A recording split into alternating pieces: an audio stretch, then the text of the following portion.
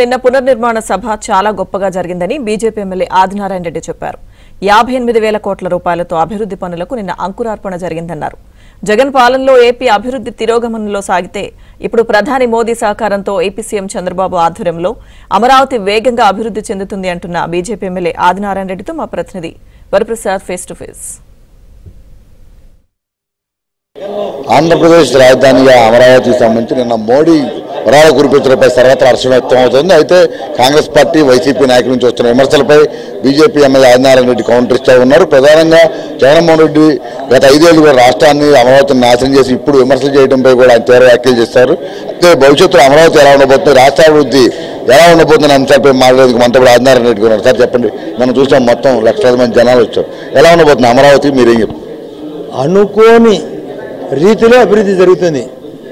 స్వర్ణ ఆంధ్రప్రదేశ్, ఆధునిక ఆంధ్రప్రదేశ్, అభివృద్ధి ఆంధ్రప్రదేశ్గా మారుస్తానని స్వయంగా భుజం పైన నేను మోసుకుంటాను, ఇంజన్ల మీదే ఇంజను ఏపీ ఈ దేశానికని చెప్పినాడంటే అందులో విశ్వగురువు కాబట్టి ఆయన మాటకు విశ్వసనీయత అమోఘంగా ఉంది కాబట్టి ఇది ఖచ్చితంగా అభివృద్ధి అవుతుంది.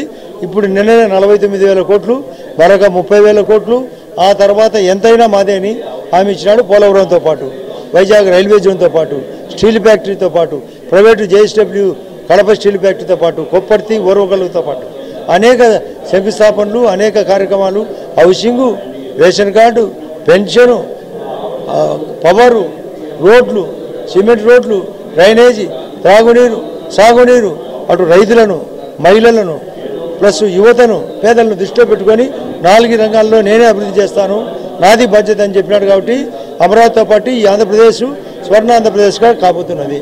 అయితే ఇప్పటికీ కొంతమంది ప్రజల్లో అనుమానాలు ఉన్నాయి, అపోహలు ఉన్నాయి. ఎందుకంటే గత 5 ఏళ్లలో చాలా ఇబ్బందులు పడ్డారు, పొలాలు ఇచ్చి కూడా మీరు అందరూ కూడా మద్దతు ఇచ్చిన పరిస్థితి. ఇప్పుడు భవిష్యత్తులో ఎలా ఉండబోతుంది, అమరావతికి సంబంధించి గెయిట్ పార్లమెంట్ చట్టం చేయడం కావచ్చు, ఇక్కడ ఉన్న రైతులకి రాష్ట్ర ప్రజలకి మీ వైపు నుంచి ఎటువంటి భరోసా ఇవ్వబోతుంది? అసలు వాళ్ళు భయపడినంత వాస్తవం. ఎందుకంటే మొన్న కాశ్మీరు, జమ్మూ కాశ్మీర్లో ముస్కర్ల దాడి మాదిరి జగన్ రెడ్డి ముస్కరుడైనాడు కాబట్టి ఆ భయం ఉంది. కాబట్టి దానికోసం ఆయన ఎంతో ఇబ్బందులు ఉన్నా కూడా రావడము, భరోసా ఇచ్చినాడు. కాబట్టి అందరికీ ఆ భయం నుంచి ధైర్యం ఏర్పడింది. ఖచ్చితంగా పార్లమెంట్లో కూడా ఇది రాజధాని కంటిన్యూ ఉంటుందని, పర్మనెంట్గా ఉంటుందని, సుప్రీంకోర్టును కూడా బడ్జెట్లో ఎంటర్ అయ్యేటట్టుగా చేస్తారన్న నమ్మకం ప్రజలకు ఏర్పడింది నిన్నటితో. ఇది అధికారులకు ఏర్పడింది, పత్రికా విలేకరులకు ఏర్పడింది, ఇండస్ట్రీ వాళ్ళకి ఏర్పడింది, ఫారినర్స్ కూడా. మోడీ ఇన్ని వరాలు కురిపించినప్పుడు కూడా ఏమీ ఇవ్వలేదంటూ నిన్న కాంగ్రెస్ కావచ్చు, వైసీపీ కావచ్చు, ఇందా కమ్యూనిస్టులు కూడా పెద్ద ఎత్తున విమర్శలు చేస్తూ ఉన్నారు. ఇదంతా పరస్పరం పొగడ్తలతోనే మొత్తం ప్రజలు మోసం చేశారనే విమర్శలు వస్తున్నాయి, ఏం చెప్తారు? అసలు పాజిటివ్గా ఆలోచించే వాళ్ళకైతే అర్థమవుతుంది. ప్రతిపక్షం నెగటివ్ ఆలోచన కాబట్టి వాళ్ళకు దరిద్రమైన ఆలోచన కాబట్టి అందులో కళ్ళకు కనపడే కార్యక్రమాన్ని మామూలుగా భారతంలో ఉంది.